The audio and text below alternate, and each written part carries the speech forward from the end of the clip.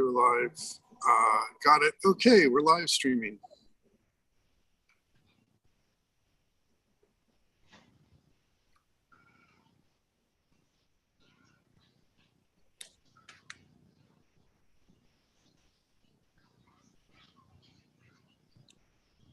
There we go. All right, welcome. Okay, we're now live streaming. My name's Paul Sugarman. I'm the founder of the Instant Shakespeare Company, and today is our Shakespeare birthday celebration, our Shakespeare Free4All. And so this is actually, we don't know exactly when Shakespeare's birthday was, but it's generally sort of observed on April 22nd or 23rd because he was baptized on April 26th, and it was usually 3 or 4 days after birth. And also he happened to die on April 23rd, 1616, which is also April 23rd is St. George's Day, who is the patron saint of England. So that's why it's celebrated on this day. And so basically the idea today is just to celebrate Shakespeare. I invite anybody who wants to share some Shakespeare, and we can take turns doing some Shakespeare bits that we want to do. And that's what we're here for today. So I'm delivering mail. This is my regular job.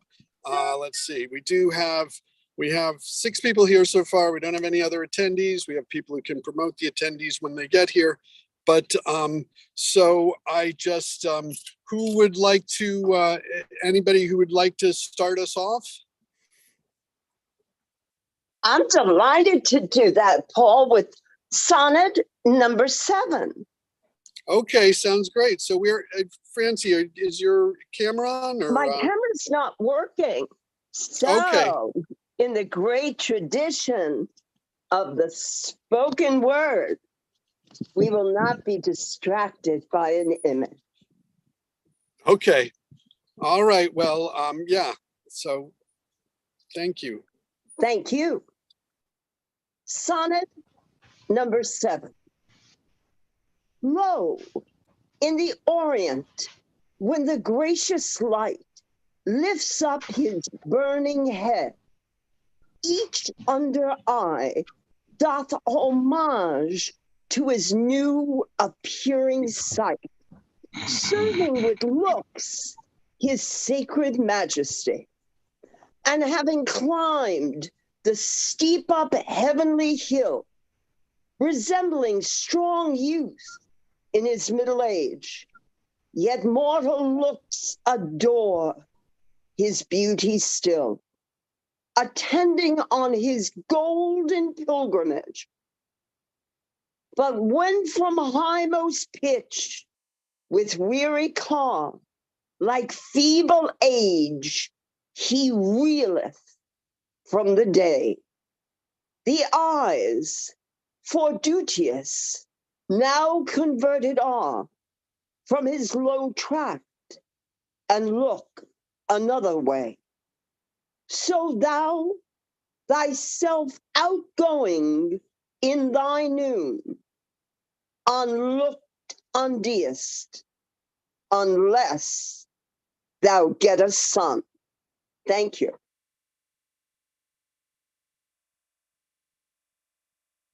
Okay, very nice. Yes, very nice. Yeah, thank you, Francie. Very, very, very nicely done. And yeah, so we can just sort of take turns, and then just to do something, and then if people have more things they want to do, they can keep going. So so whoever wants to go ahead, I gotta sort of, I'll be listening, but I gotta get back to delivering the mail now. Okay, I'll do something. I'm going to do the second part of Henry VI, the Duchess Eleanor. Oh, Gloucester, teach me to forget myself. For whilst I think I am thy married wife, and thou a prince protect of this land, methinks I should not thus be led along, nailed up in shame with papers on my back, followed by a rabble that doth rejoice to see my tears and hear my deep-fet groans. The ruthless flint doth cut my tender feet, When I start, the envious people laugh and bid me be advised how I tread. Oh, Humphrey, can I bear the shameful yoke?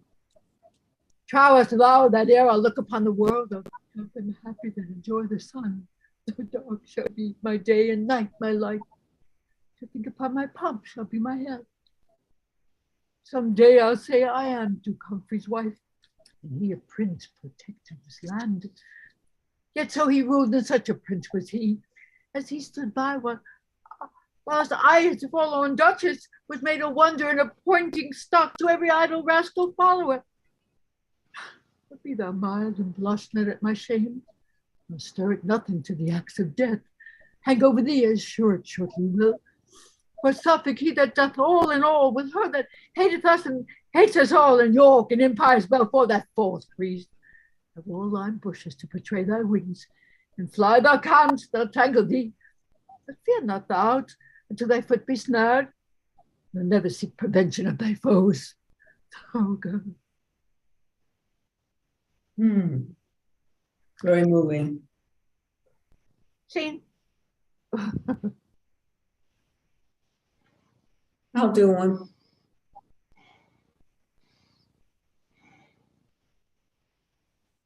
This is sonnet 18. Can you hear me? Uh-huh. Okay. Shall I compare thee to a summer's day? Thou art more lovely and more temperate. Rough winds do shake the darling buds of May, and summer's lease hath all too short a date. Sometimes too hot the eye of heaven shines, and often in his gold complexion dimmed, and every fair from fair sometimes declined by chance or nature's changing course undimmed. But thy eternal summer shall not fade, nor lose possession of that fair thou owest, nor shall death brag thou wanderest in his shade, when in eternal lines to time thou growest. So long as men can breathe or eyes can see, so long lives this, and this gives life to thee. That's nice. That's pretty. Yes. Okay, next. Kenneth? Yes. Let somebody go before me. I have to get prepared. I have to get my book.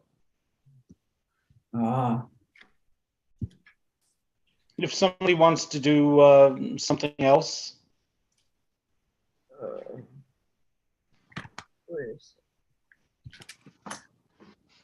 I guess I'll I'll have do to do something. Okay, I'll do the nurse from Romeo and Juliet.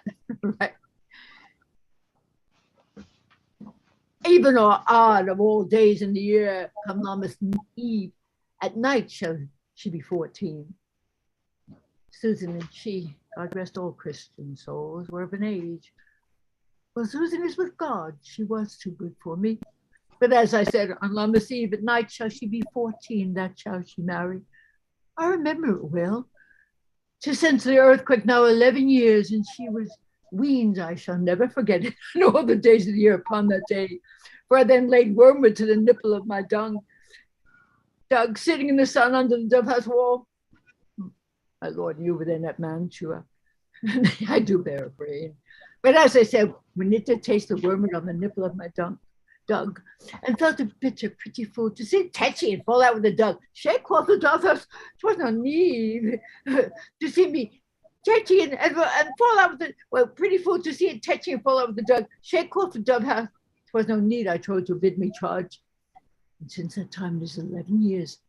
But then she could stand alone by the road, and she could have run and waddle all about.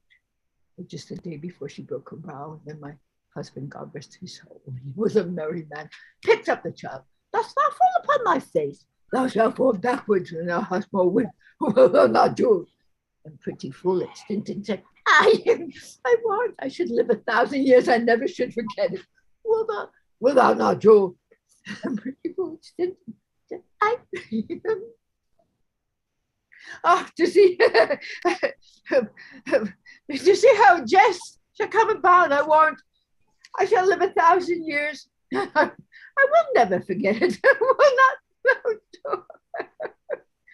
A pretty fool. It's stinted and said, Wow. okay. Done with a lot of feeling. That was an improv. Okay. We got one I there. have a couple of opening speeches. I'll do them. I'll do this one first. This is the chorus in Henry V. Oh, for a muse of fire that would ascend the brightest heaven of invention, a kingdom for a stage, princes to act, and monarchs to behold the swelling scene.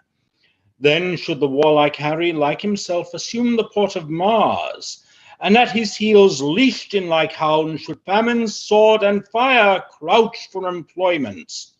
But pardon gentles all the flat unraised spirits that hath dared on this unworthy scaffold to bring forth so great an object. Can this cockpit hold the vasty fields of France? Or may we cram within this wooden O the very casks that did affright the air at Agincourt? O pardon, since a crooked figure may attest in little place a million, and let her ciphers to this great account on your imaginary forces work. Suppose within the girdle of these walls are now confined two mighty monarchies, whose high up reared and abutting fronts the perilous narrow ocean parts asunder. Piece out our imperfections with your thoughts, into 1,000 parts divide one man and make imaginary puissance. Think when we talk of horses that you see them printing their proud hoofs to the receiving earth, for 'tis your thoughts that now must deck our kings, carry them here and there, jumping our times, turning the accomplishment of many years into an hourglass. For the which supply, admit me chorus to history, who prologue like your humble patience pray, gently to hear, kindly to judge our play. And that's it. Very good. Very nice. Very I'll nice. I'll do another one. You gonna do it first? No, I know you. You go. I've already done two. This is Sonnet 28.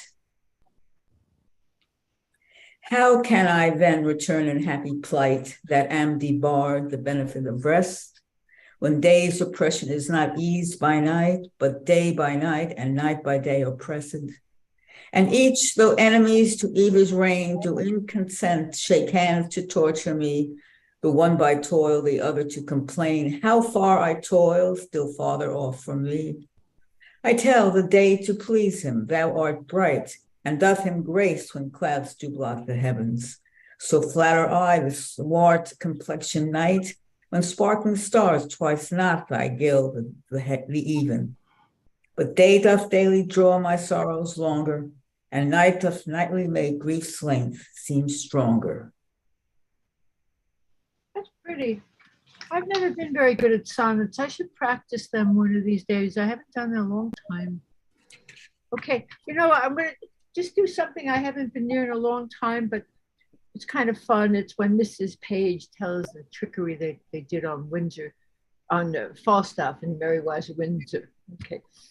There is an old tale that goes that her and the hunter, sometime keep her here at Windsor, all the winter time, it's still midnight, walk around about an old oak, and there he blasts the tree and takes the cattle and makes milch kind, yield blood, and shakes a chain in the most hideous and dreadful manner. You have heard of such a spirit, and well you know the superstitious idle-headed elm received and did deliver this tale of her and the hunter for a truth.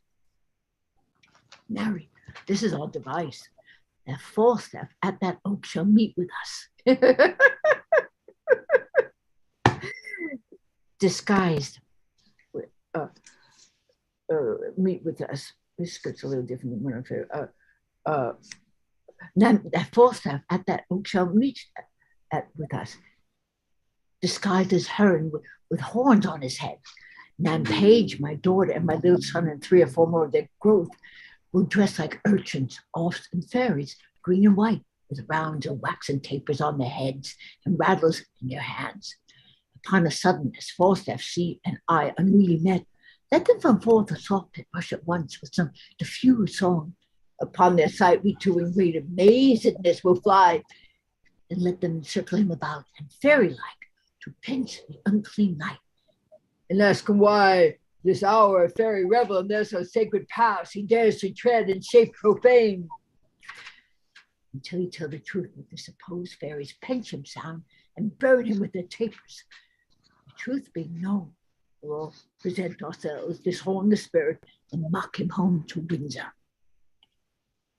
It's gonna work. Okay. Okay. I haven't looked. This edition's a little bit different than the one I've seen in Bulletin, but this is fine. Right. I haven't looked at it in years, but I always love the tale. It's great. It's from Merry Wives of Windsor. It's when they tell their husbands about all the letters in the whole scene, and they talk about entrapping Falstaff, and disguising him as wait, let's see. We'll have him meet us at this tree, to make love to him. But what'll happen is that everybody's dressed up in costume and they're going to scare him, right? Okay. I haven't looked at it in a long time. I have to reread it. But it's all, everybody dresses up as fairies and elves and all kinds of different characters and people with. They come out and scare him and burn him. You're not familiar with that? You're not familiar with the tale? Yes, I am. Oh, you are, right. How about I could do something. What? go ahead. I could do something. Okay, go ahead. Would everyone care to turn their cameras off? No. I'll pass. Okay, 12th night, Act 3, Scene 2, Toby. Go write it in a martial hand. Be cursed and brief. It is no matter how witty, so it be eloquent and full of invention. Taunt him with the license of ink. If thou'st him some thrice, it shall not be amiss. And as many lies as will lie in thy sheet of paper, although the sheet were big enough for the bed of ware in England, set 'em down. Go about it. Let there be gall enough in thy ink. Thou, though write with a goose pen, no matter about it. Thank you. Okay, good. Okay, I have just one more, and then that's it for me for today. I have another opening speech from Richard III. Okay.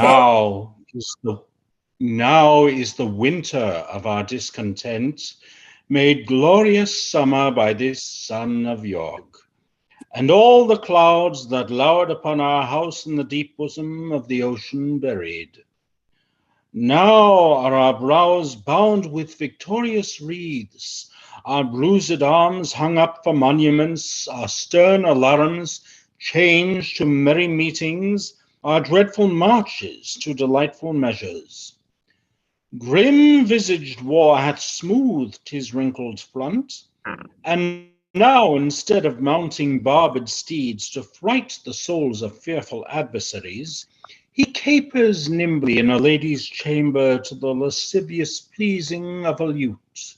But I, that am not shaped for sportive tricks, nor made to court an amorous looking-glass, I that am rudely stamped and want love's majesty to strut before a wanton ambling nymph, I that am curtailed of this fair proportion, cheated of feature by dissembling nature, deformed, unfinished, sent before my time into this breathing world, scarce half made up, and that so lamely and unfashionable that dogs bark at me as I hold by them, Why, I in this weak piping time of peace have no delight to pass away the time, unless to see my shadow in the sun and descant on mine own deformity. And therefore, since I cannot prove a lover to entertain these fair well-spoken days, I am determined to prove a villain, and hate the idle pleasures of these days.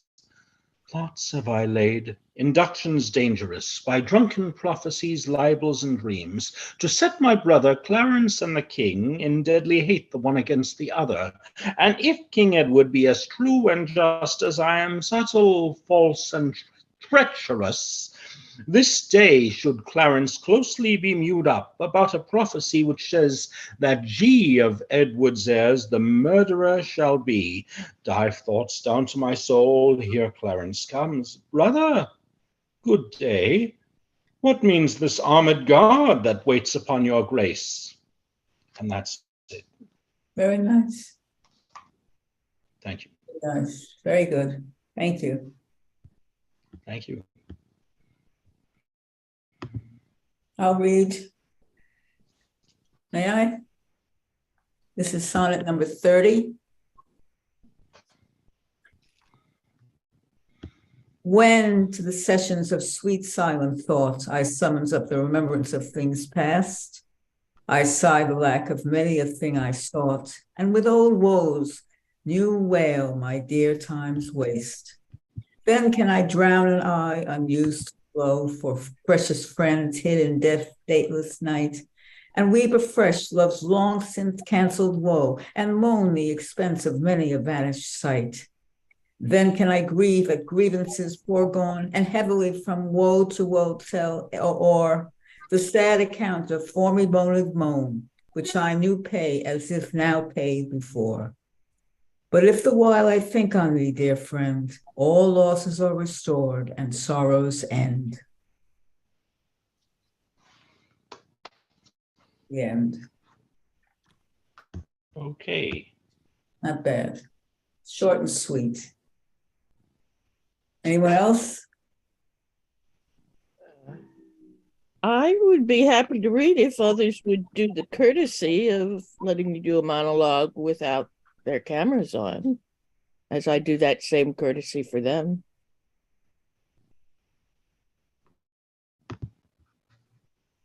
Oh, Ken Wayne is here. Yeah, that's me. I've been here. You don't want our cameras on? Or Right.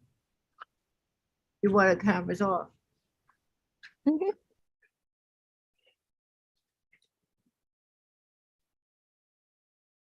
Stop video, is that what you want to do? Yes, please. Okay. Okay. I will now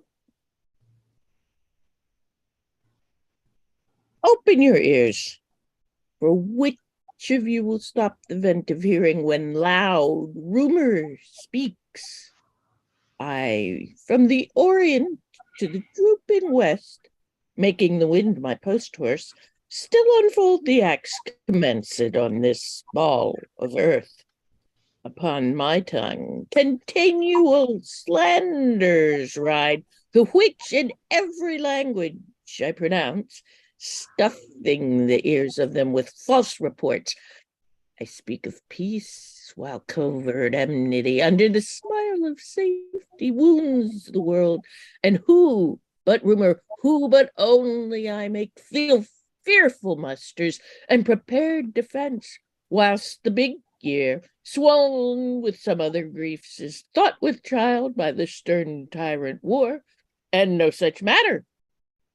Rumor is a pipe blown by surmises, jealousies, conjectures, and of so easy and so plain a stop that the blunt monster with uncounted heads, the still discordant, wavering multitude, can play upon it. By what need I thus my well-known body to anathemize among my household? Why is rumor here? I run before King Harry's victory, who in a bloody field by Shrewsbury hath beaten down young Hotspur and his troops, quenching the flame of bold rebellion even with the rebels' blood. What mean I to speak so true at first? My office is to noise abroad that Harry Monmouth fell under the wrath of noble Hotspur's sword, and that the king, before the Douglas rage, stooped his anointed head as low as death.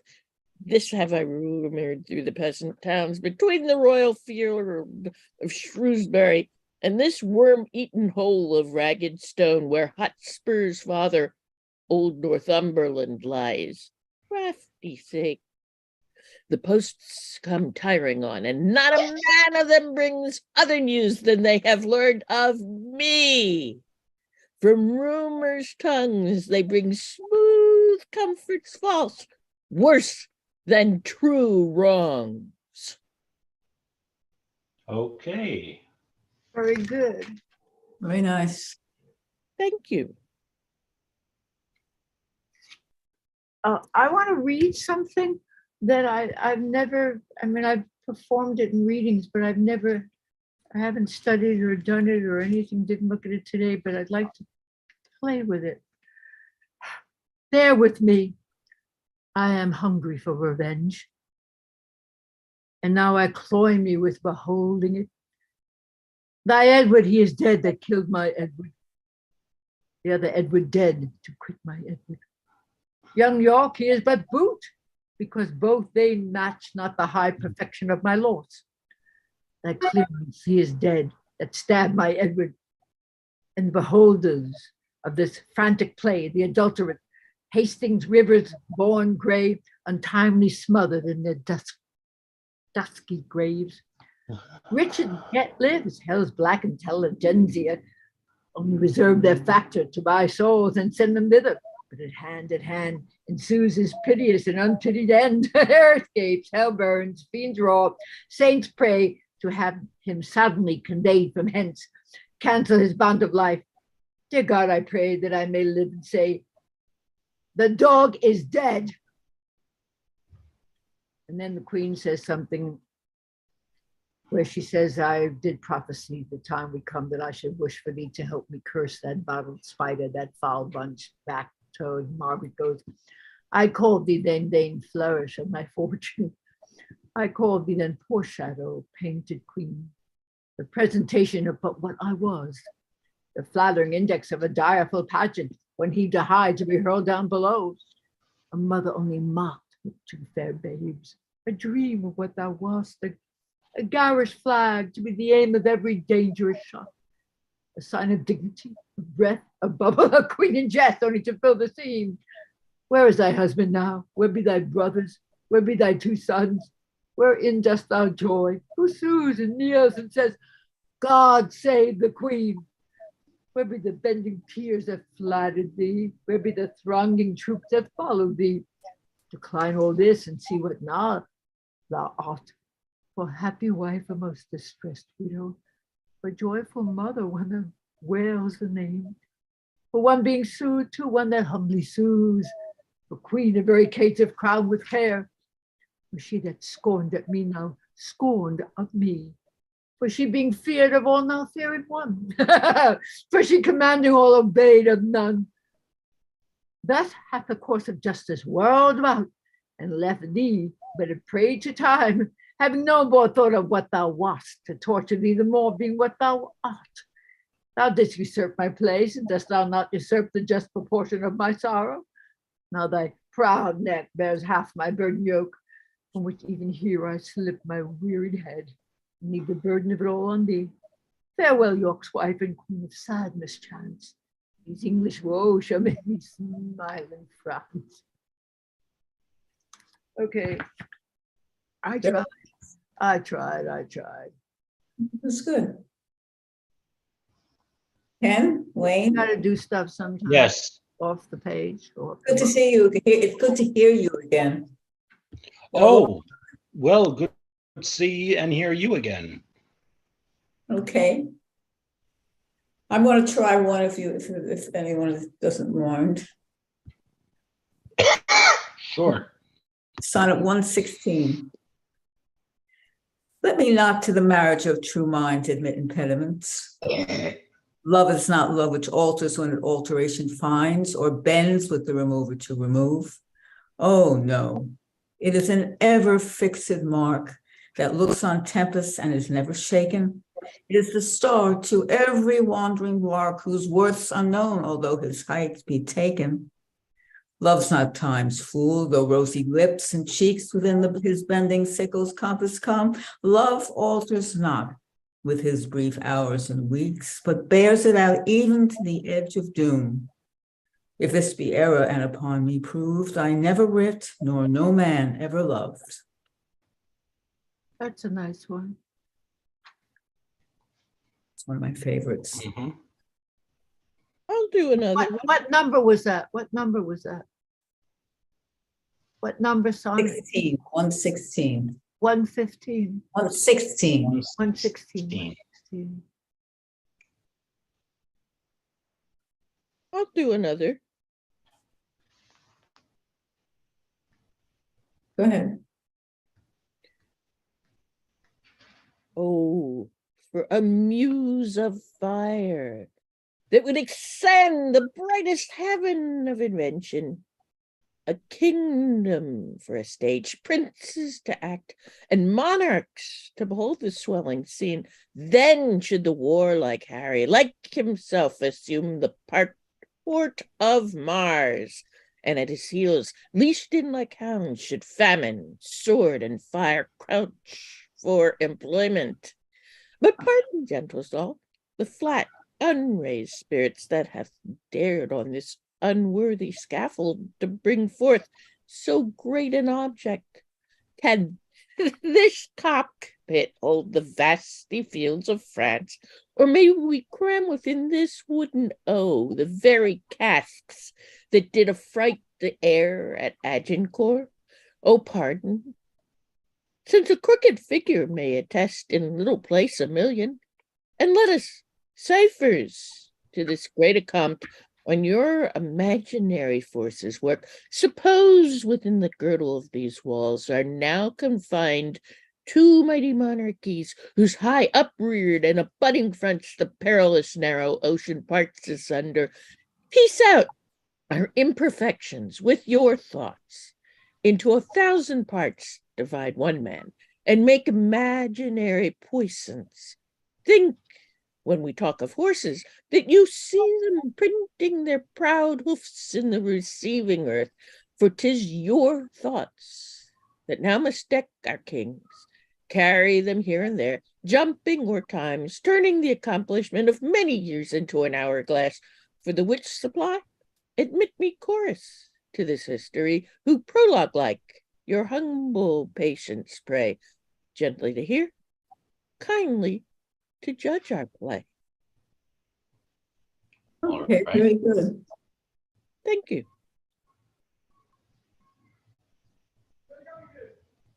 All right, anyone else? This is sonnet number 105.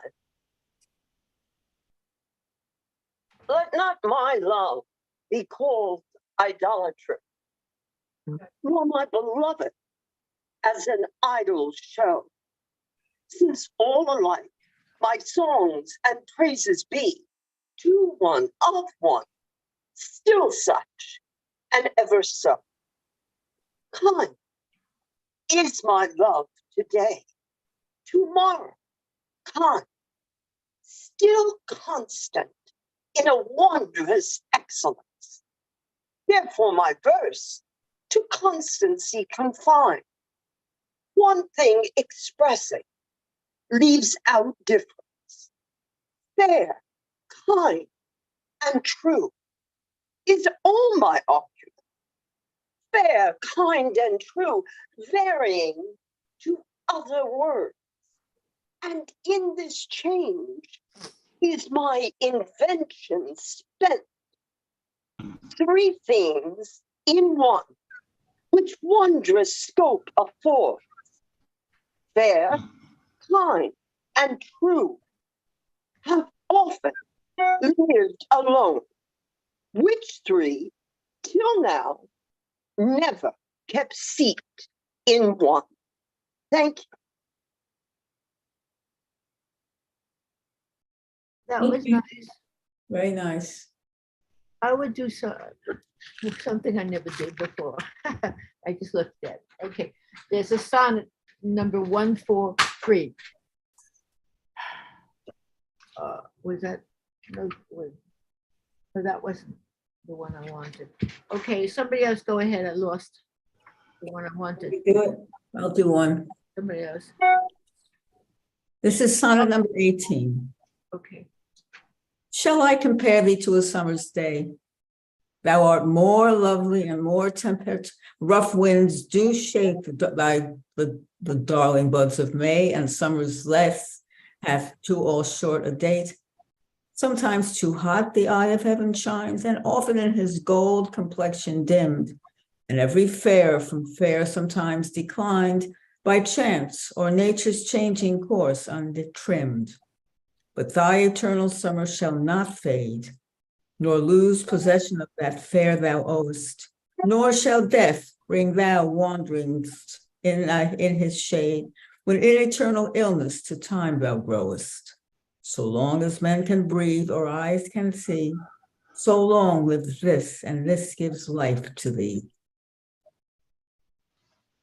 Not bad.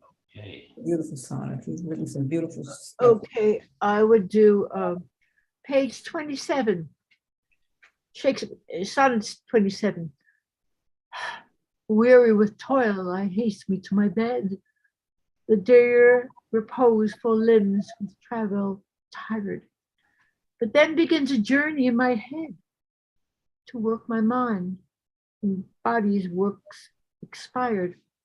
For then my thoughts from far where I abide intend a zealous pilgrimage to thee, and keep my drooping eyelids open wide, looking on darkness which the blind do see, save that my soul's imaginary sight presents thy shadow to my sightless view, which like a jewel hung in ghastly night makes black night beauteous and her old face new.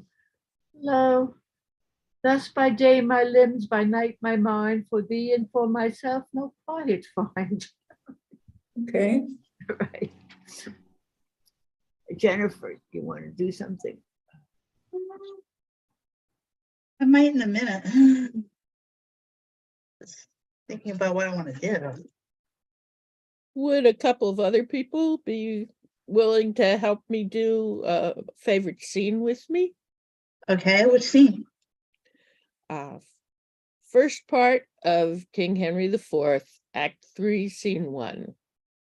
Okay. I need someone to be to have a Welsh accent for Glendower, and I also need a Lord Mortimer. Okay. I'll do Mortimer then. Oh, Ken has gone. God. What is called? What is the Henry what? First part of Henry IV.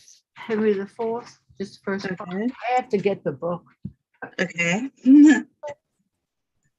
First part, and then mine is coming up. So what scene is it? Act Act 3, Scene 1. Act 3, Scene 1. Okay. Just scroll to that page. Act 3, Scene 1. Almost there.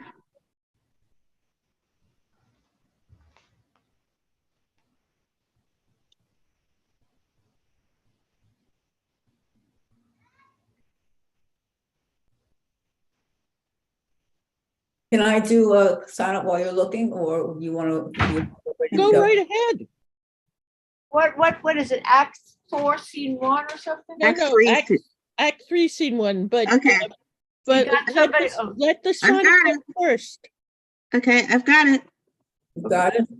Yes. All right, I'll do Mortimer then.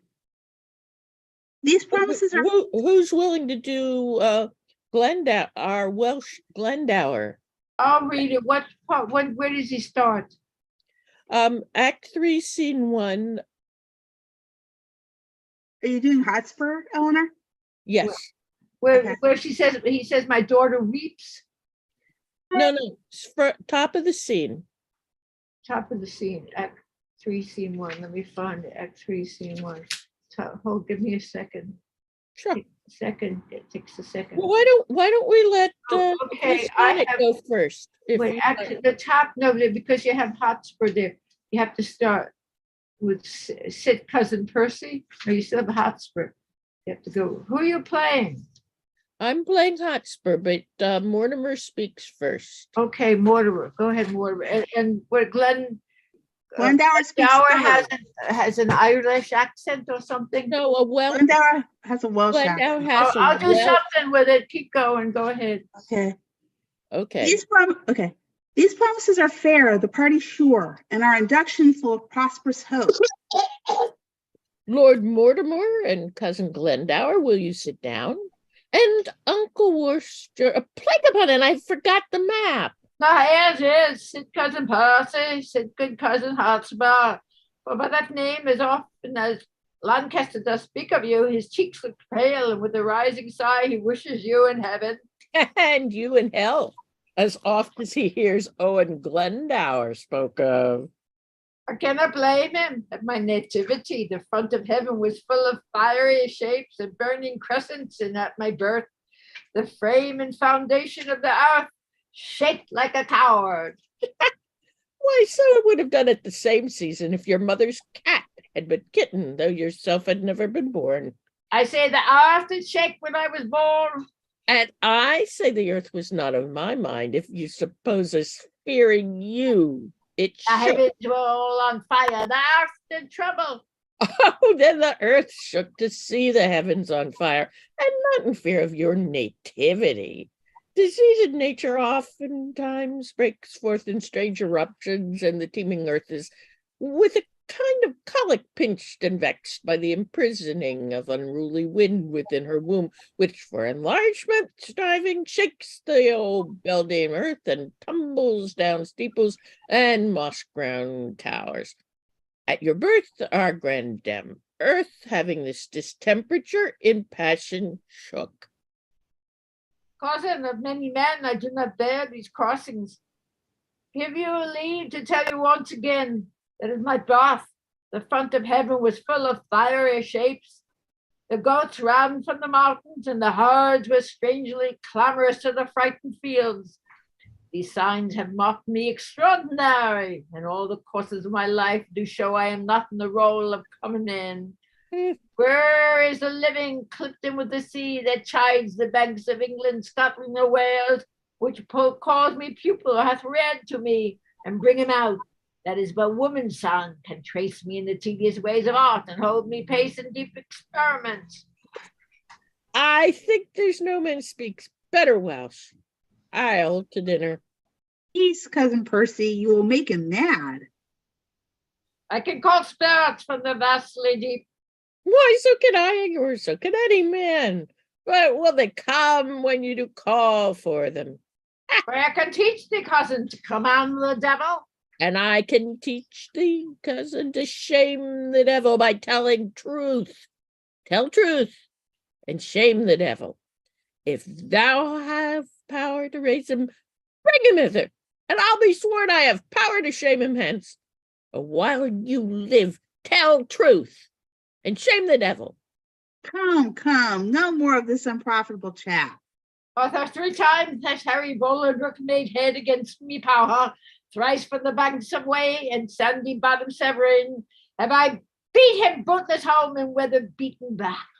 Home without boots, and in foul weather too. How scapes he argues in the devil's name? Come, here's the mark. Shall we divide our right according to our threefold order taken?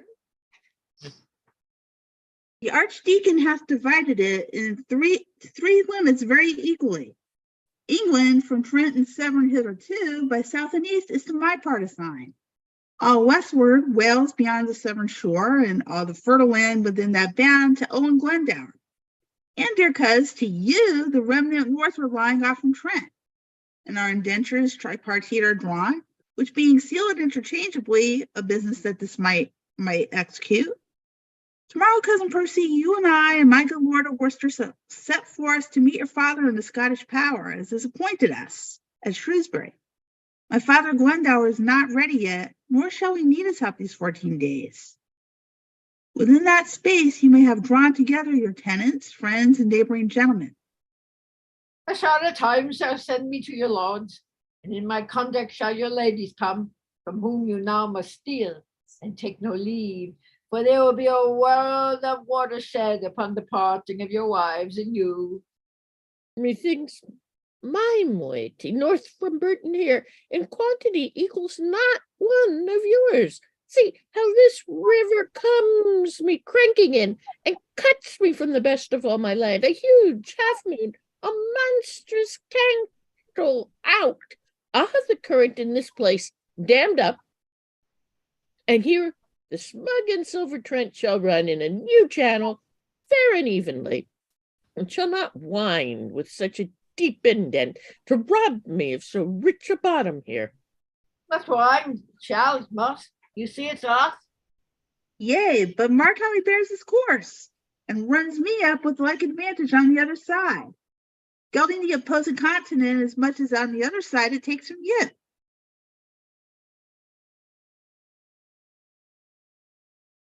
Warwick, who's Warwick? Always says it says Warwick out of nowhere. Okay. Yeah, but a little change with Trencham here, and on this north side witness Cape of Land, and then he runs straight and even. I'll have it so. A little charge will do it. I'll not have it altered. Will you not? No, you shall not. Who shall say me nay?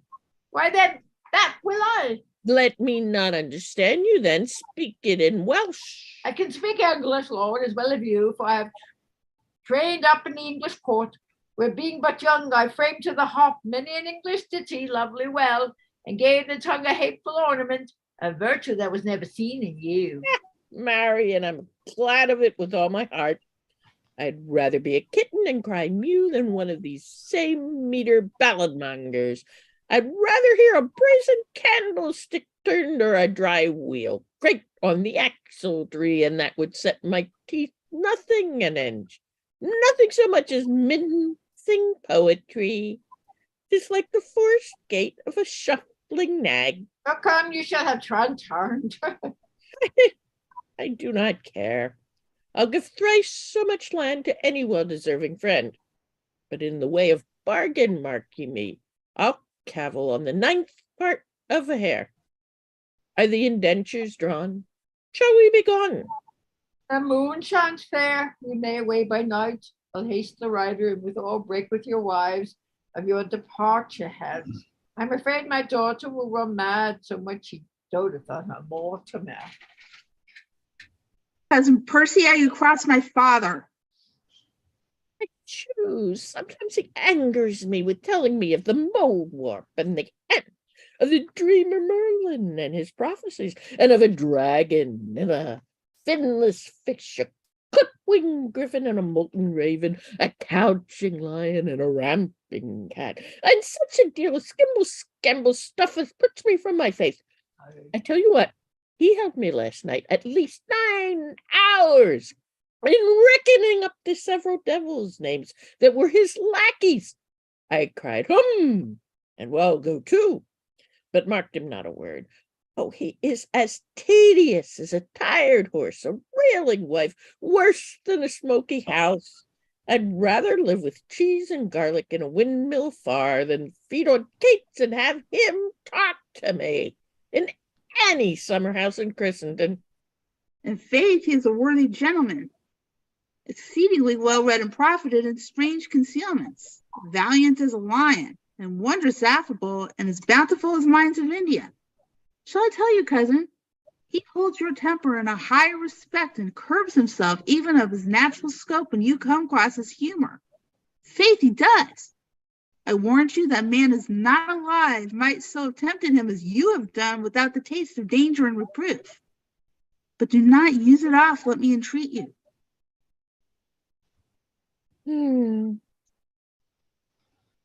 Well, I am schooled. Good manners for your speed.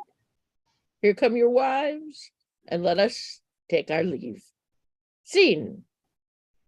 Very good. Hey, that was good. It was fun. Okay, may I read one now? Are we finished? Of course. Very nice. Very enjoyable, the three of you.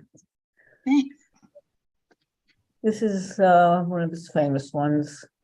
Sonnet number 29. When in disgrace with fortunes in men's eyes, I alone betweet my outcast state, and trouble deaf heavens with my bootless cries, and look upon myself and curse my fate. Wishing me like to one more rich in hope, featured like him with friends possessed, desiring this man's art and that man's scope, with what I most enjoyed, contented least. Yet in these thoughts myself almost despising, haply I think on thee, and then my state, like to the larks at break of day arising from sullen earth, sings hymns at heaven's gate. For thy sweet love remembered such wealth brings, that then I scorn to change my state with kings.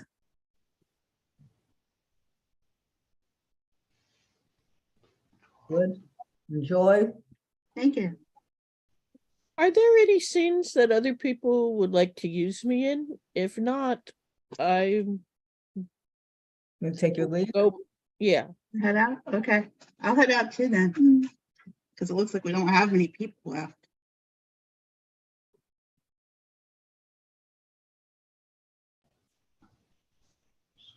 Okay. Take care. Okay, see you. Okay. Here's another sonnet. Is anyone interested? Shall I read it? This is sonnet number 22. My glass shall not persuade me I am old, so long as youth and thou art of one date. But when in thee time's furrows I behold, then look I death my days should expiate. For all that beauty that doth cover thee is but the seemly raiment of my heart, which in thy breast doth live as thine in me.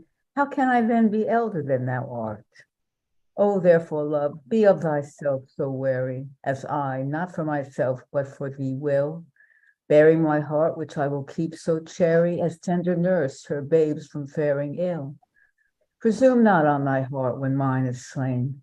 Thou gavest me thine, not to give back again. Good, enjoy. Yes. Okay. Anyone else want to read?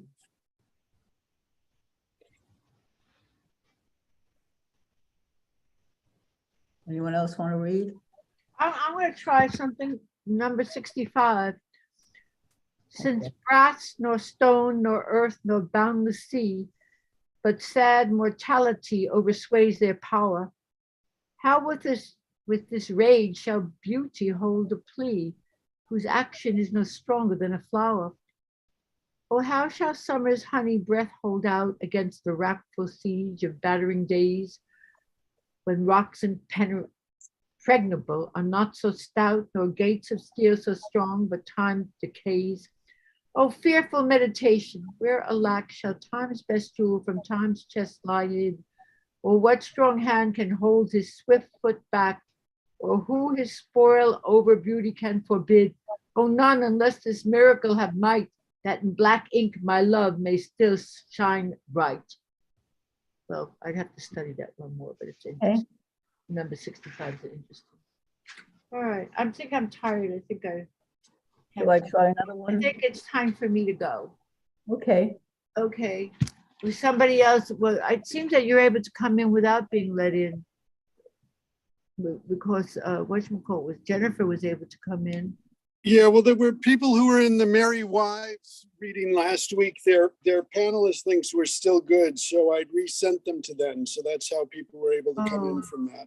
I don't see that anybody else has come into the attendee link, and I see that some people have left. But thank you all. This has been a lot of fun listening to it. Oh, Very good thank work, you. everybody Thank who's you. So we done it. what is it? We have a time frame here. Are we finished? Or what is the time? I'm just tired, so I'm going to. We've been traveling. I'm a little jet lagged. Okay. All right. I'll see you all soon. Take care and thank you. You did beautifully. Thank you. Oh, everybody Thanks so much. did. Everybody did. Right. It was kind of fun because you can dare to do things that you never read before too. Nobody's really looking. If they are, well, too bad. Okay. See you all soon. Bye-bye. All right, see you. Okay. Take care, Jackie. I'll get those things to you. Okay. Bye-bye. Bye. Does anybody else got anything they want to do? Or Can I read another one? sure, go right ahead. Your camera's off though, Barbara. Do you know that? That's okay. You can hear me though, right? Do you want me to put the Yeah. camera on? Would you prefer? I mean, it's helpful just so we can, but whatever you prefer. All right, whatever. I'll put the camera on. I look terrible in glasses, but what the hell, you know? Okay, here. Wait a minute. Hold. Sticky fingers. Okay, here we go. Okay, hello. Okay. This is sonnet number 93. Shall I live, supposing thou art true, like a deceived husband? So love's face may still seem love to me, though altered new. Thy looks with me, thy heart in other place. For there can live no hatred in thine eye. Therefore in that I cannot know thy change. In many looks the false heart's history is written moved and frowned and wrinkled strange. But heaven in thy creation did decree that in thy face sweet love shall ever dwell. Whatever thy thoughts or thy thoughts working be, thy looks shall nothing thence but sweetness tell. How like Eve's apple doth thy beauty grow, if thy sweet virtue answers not thy show. Isn't he marvelous? Thank you. Can we continue to read? Who else is here? Ken, are you going to read something?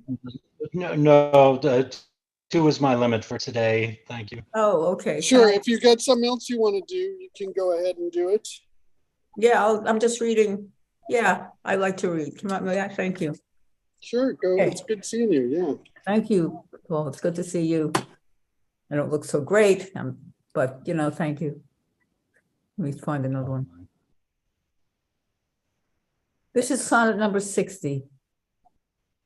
Like as the waves make towards the pebbled shore, so do our minutes hasten to their end. Each changing place with that which goes before, in sequence toil, all forward do contend. Nativity, once in the main of light, crawls to maturity, wherewith being crowned, cramped eclipses against thy glory's fight, and time that gift doth now his gift confound. Time doth transfix the flourish set in youth, and delves the parallels in beauty's brow, feeds on the rarities of nature's truth, and nothing stands but for his scythe to mow. And yet to times and hopes my verse shall stand, praising thy worth despite his cruel hand. Good. I enjoy reading it. Very good. Okay. You want to read?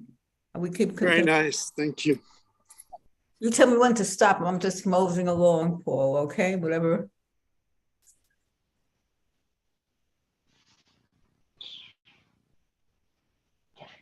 Okay, here's another good one. May I read it, or you'll be tired of hearing me? Sure, go right ahead.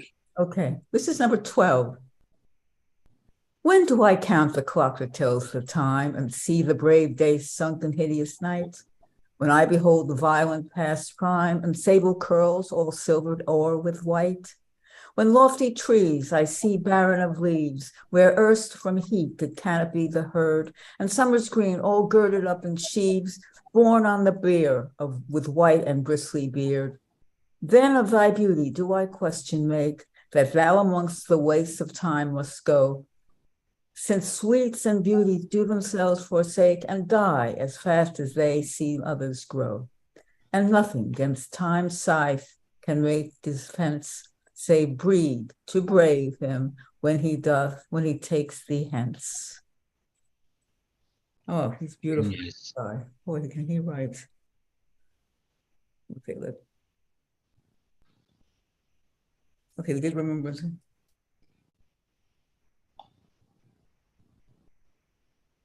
Can I read another one? Oh, I'm going wild here. Sure. Okay. Like as the waves make towards the pebbled shore, so do our minutes hasten to their end. Each changing place with that which goes before, in sequence toil, all forward do contend. Nativity, once in the main of light, crawls to maturity. I did this one already, wherein being crowned, Crooked eclipses against his glory's light, and time that doth now his gifts confound. Time doth transfix the flourish set on youth, and delves the parallels in beauty's brow, feeds on the rarities of nations' truth, and nothing stands but for his sight do mow. And yet to time and hopes my verse shall stand, praising thy worth despite his cruel hand. Okay. Do I have it read?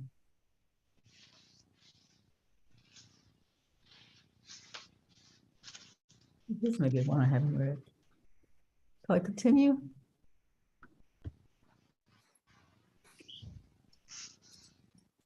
Sure, go ahead. Can I go? Okay, good. This is number 26. Lord of my love, to whom in vassalage thy merit hath my duty strongly knit, to thee I send this written embassage to witness duty, not to show my wit. Duty so great, which wit so poor as mine, may make seem bare in wanting words to show it, but that I hope some good conceit of thine in thy soul's thought all naked will bestow it. Till whatsoever star that guides my moving points on me graciously with fair aspect, and puts apparel on my tattering loving to show me worthy of thy sweet respect. Then may I dare to boast how I do love thee, till then not show my hand whereas thou mayest prove me. Oh. Yes. Isn't he beautiful? I found one more I'd like to do, if that's Good. okay. Please take the stage. Is Prospero and the Tempest. Okay. Our revels now are ended. These our actors, as I foretold you, were all spirits, and are melted into air, into thin air. And like the baseless fabric of this vision, the cloud-capped towers, the gorgeous palaces, the solemn temples, the great globe itself, yea, all which it inherit shall dissolve. And like this insubstantial pageant faded, leave not a wreck behind. We are such stuff as dreams are made on, and our little life is rounded with a sleep. And that's it. Wonderful. Here's a good one. I think we're only two of us left. As an unperfect actor on the stage, with his fear is put beside his, who with his fear is put beside his part, or some fierce thing replete with too much rage, whose strength's abundance weakens his own heart. So I, for fear of trust, forget to say the perfect ceremonies of love's rite, and in mine own love's strength seem to decay, or err, or charge with burdens of mine own love's might. Oh, let my books be then the eloquence and dumb perstages of my speaking breast, who plead for love and look for recompense more than that tongue that more hath more expressed. Oh, learn to read what science love hath writ. To hear with eyes belongs to love's fine wit. Oh, he's some guy that Shakespeare. Mm-hmm. He's quite a guy. Oh, here's another one. 20. Oh, this was done already.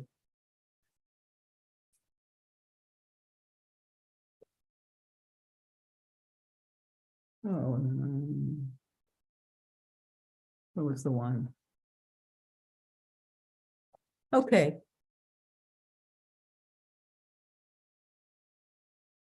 May I? 15, right? Okay. When I consider everything that grows, holds in perfection but a little moment, that this huge stage presenteth naught but shows whereon the stars in secret influence comment. When I perceive that men as plants increase, cheered and checked even by the selfsame sky, vaunt in their youthful sap at heights decrease, and wear their brave state out of memory. Then the conceit of this inconstant stay sets you most rich in youth before my sight, where wasteful time, excuse me, where wasteful time debateth with decay to change your day of youth to so ignite. And all in war with time for love of you, as he takes from you, I engulf you new. Not bad. He has a way with words, that guy, man. Ooh. That's some gift for gab, man. Let me see what else. Okay. Excuse me. Hello. Hello.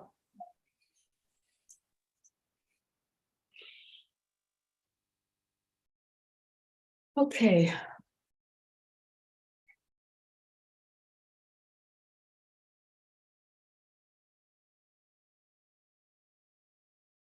Hello.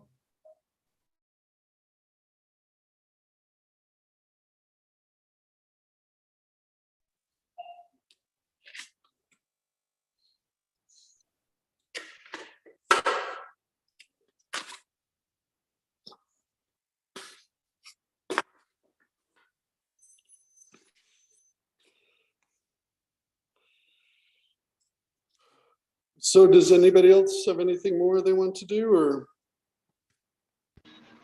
No, not me. Okay. Barbara, what about you? Do you have anything else? Or Do is you that have anything? Sure, I can continue as long as we're going. Yes. I can read. I love reading. Yeah.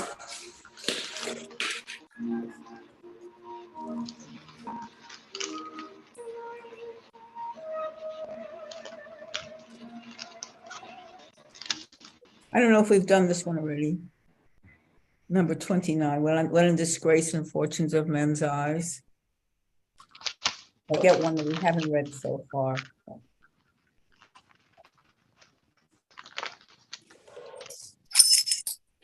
It's okay. I mean, we've had a few where people have done things we've done a couple of times, but that's okay.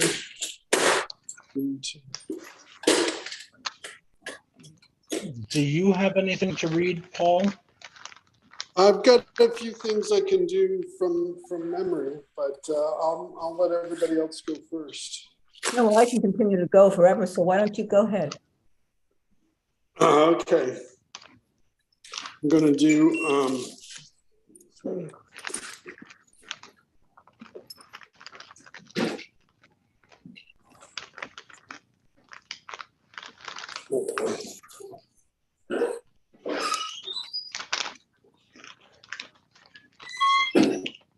alrighty, so I'm going to do trying with using original pronunciation from As You Like It, Act 2, Scene 7.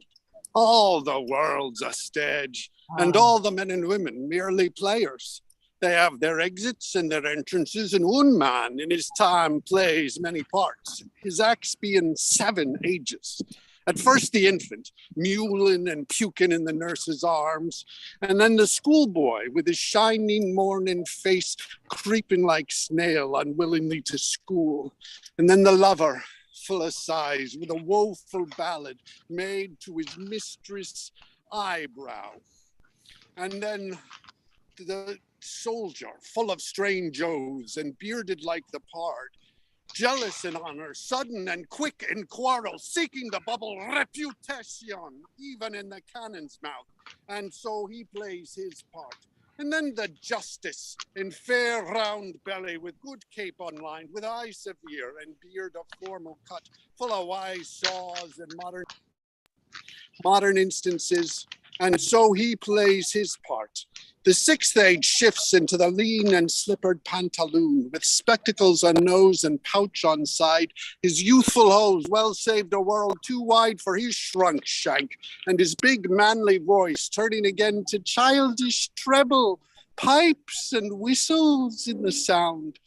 Last scene of all, which ends this strange eventful history, is second childishness and mere oblivion, sans teeth sans eyes, sans taste, sans everything. Oh, yes. Yeah. Yes. Thank you. Thanks. It's good. Ken, when you're eating, if you could just mute yourself, please. Oh, okay. I'm sorry. Want me to I'm mute thinking, myself? have you ever heard Mike Myers' Fat Bastard? No. What? That's what the voice reminded me of. Of what? Reminded you of Mike what? Myers as Fat Bastard Oh, in yeah, the well, Austin Powers it is film. pretty similar to Scottish in a lot of ways, which is kind of what Mike Myers does a lot. Like his Shrek has a Scottish accent, and it is, I mean, I'm not great. I mean, I like original pronunciation. I think it's really interesting. There's a lot of great stuff on it online with David and Ben Crystal showing how it works. I've seen some of it. Yeah, really is quite good. Oh yeah. But so yeah, we may do some things like that. We've got some. Let's see. Next Saturday, we're going to be doing Comedy of Errors at the Yorkville branch. I meant to talk to you about that. That woman, Therese, must have been a week or 2 weeks ago that I gave her the script, and I haven't heard anything from her yet. So if you're still willing to consider, I'm going to ask her tomorrow, and then I'll get back to you. Yeah, please let her get back to me, because I do have a few people, and I want to get things cast for that. So. Okay. Yeah. I have the choir tomorrow. And she's doing it at an earlier mass, so I have to leave 2 hours earlier to get there at 10 o'clock. Oh gosh. Yeah.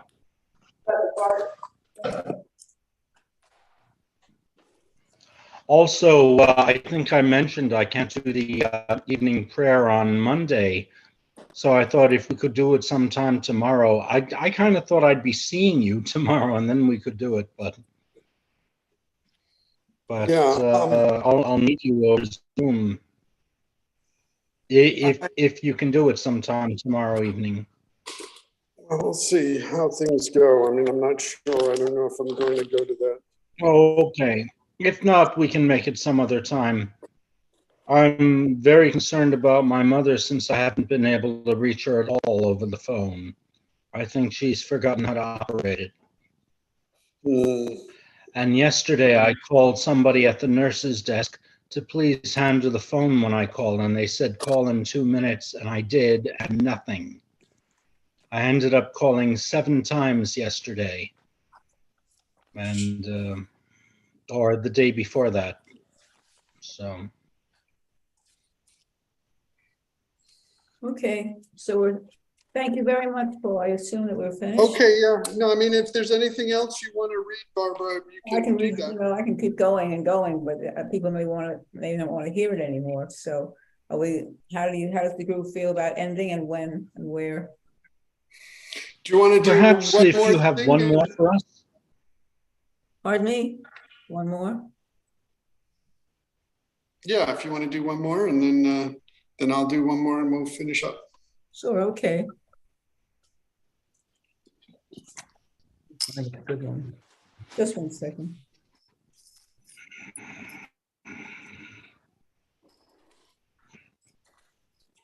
Did you have any more you wanted to do, Ken, or is that? No. Okay, this is number 60. Like as the waves make towards the pebbled shore, so do our minutes hasten to their end. Each changing place with that which goes before, in sequence toil, all forward to contend. I think I did this one already. Nativity, once in the main of light, crawls to maturity, wherein being crowned, crooked eclipses gainst his glory's fight, and time that doth now his gift confound. Time doth transfix the flourish set on youth, and delve the parallels in beauty's brow. feeds on the rarities of nature's truth, and nothing stands but for his sight do Mao.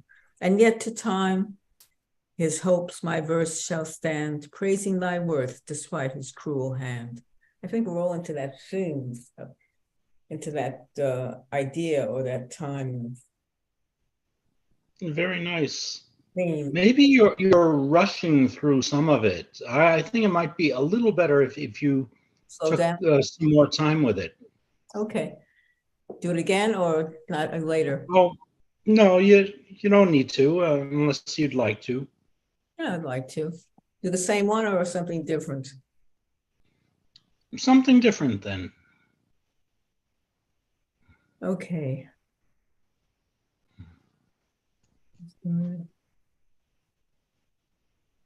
Um, um,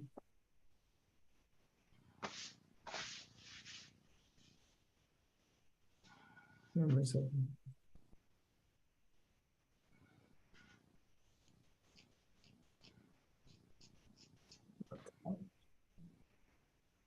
Okay, I'll try one. Number 12. When I do count the clock that tells the time, and see the brave day sunk in hideous night, when I behold the violet past prime and sable curls all silvered or with white, when lofty trees I see barren of leaves, while erst from heat did canopy the herd, and summer's green all gilded up in sheaves, borne on the bier with white and briefly beard. Then of thy beauty do I question make, that thou amongst the wastes of times must go, since sweets and beauties do themselves forsake, and die as fast as they see others grow. And nothing against time's scythe can make defense, save breathe to brave him when he takes thee hence. Better, a little better? Yes, very nice. Are you gonna do one? No. Okay, Sugarman. then I'll just finish it up with with the epilogue from The Tempest. Now my charms are all o'erthrown, and what strength I have's mine own, which is most weak. Now 'tis true, I must be here confined by you, or sent to Naples. Let me not, since I have my dukedom got, and pardon the deceiver, dwell in this bare island by your spell, but release me from my bands with the help of your good hands. Gentle breath of yours my sails must fill, or else my project fails, which was to please. Now I want spirits to enforce, art to enchant, and my ending is despair, unless we be relieved by prayer, which pierces so that it assaults mercy itself and frees all faults. As you from crimes would pardoned be, let your indulgence set me free. So, thank you. Thank you all so much. Thank you. Thank you. Thank you for giving us the opportunity.